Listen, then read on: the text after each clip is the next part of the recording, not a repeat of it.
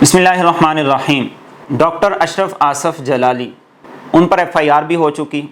सूबाई असम्बली में, कौमी असम्बली में, कश्मीर की असम्बली के अंदर उनके ख़िलाफ़ आवाज़ भी उठाई जा चुकी। मुसलमानों ने भी अपने गम व गुस्सा का इजहार किया। लेकिन ये मामला यहाँ तक कैसे पहुँचा, आपको थोड़ा पीछे जाना पड़ेगा। जुनैद जमशेद रहमतुल्लाह अलैह, उसकी ज़ात और शख्सियत और उसकी कुर्बानी से कौन वाकिफ़ नहीं। उसने इतनी बड़ी कुर्बानी दी, अपना सब कुछ छोड़ा और दीन के नाम पर हर एक चीज़ की कुर्बानी देकर उसने ख़ुद को दीन की खिदमत के लिए वक़फ़ कर दिया। एक दफ़ा बयान करते हुए सैयदा आयशा सिद्दीक़ा रज़ी अल्लाह ताला अन्हा, उनके बारे में उसकी ज़ुबान से कुछ ऐसे कलिमात अदा हुए जो कि नामुनासिब थे और इन कलिमात पर उसे नदामत भी हुई। उसने अलल ऐलान लोगों से मुआफ़ी भी मांगी और उसने कहा कि गलती से नादानिस्ता तौर पर मेरी ज़ुबान से ये कलिमात निकले, मैं उन पर मुआफ़ी मांगता हूँ, अल्लाह के हुजूर भी मुआफ़ी मांगता हूँ, सैयदा आयशा सिद्दीक़ा रज़ी अल्लाह ताला अन्हा से भी मुआफ़ी मांगता हूँ और जिन जिन लोगों की दिल आज़ारी हुई है मैं उन सब से मुआफ़ी मांगता हूँ।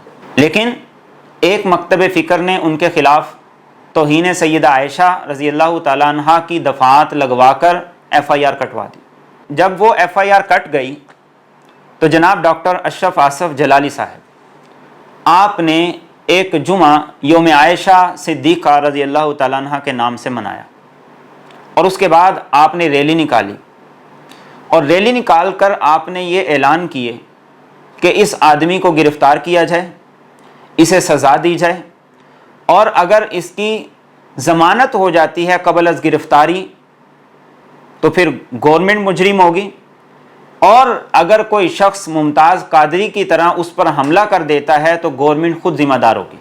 वक़्त गुज़र गया, जुनैद जमशेद शहीद हो गया, अल्लाह के पास पहुँच गया।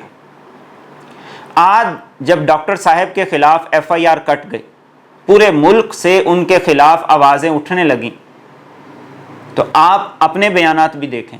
आपने कहा कि अगर मेरी गिरफ़्तारी हुई तो हम मोटरवे बंद कर देंगे, रोड बंद कर देंगे, चौक चौराहे बंद कर देंगे।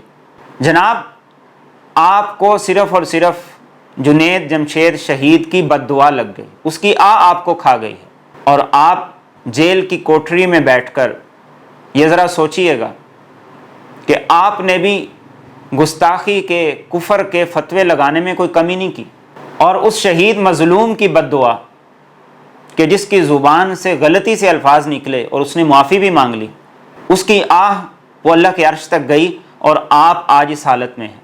आपको चाहिए कि आप उसकी कब्र पे जाएं, वहाँ जाके उसके लिए दुआ करें और अल्लाह से मुआफ़ी मांगें और अपने इस रवैये पर गौर व फ़िक्र करें कि जो आप हर रोज़ किसी एक शख्स को गुस्ताख करार देते, किसी एक शख्स को मलून करार देते और किसी एक शख्स को आप दीन से, दायरा इस्लाम से खारिज करार देते थे, आपको इन रवैयों पर गौर व फ़िक्र करने की ज़रूरत है।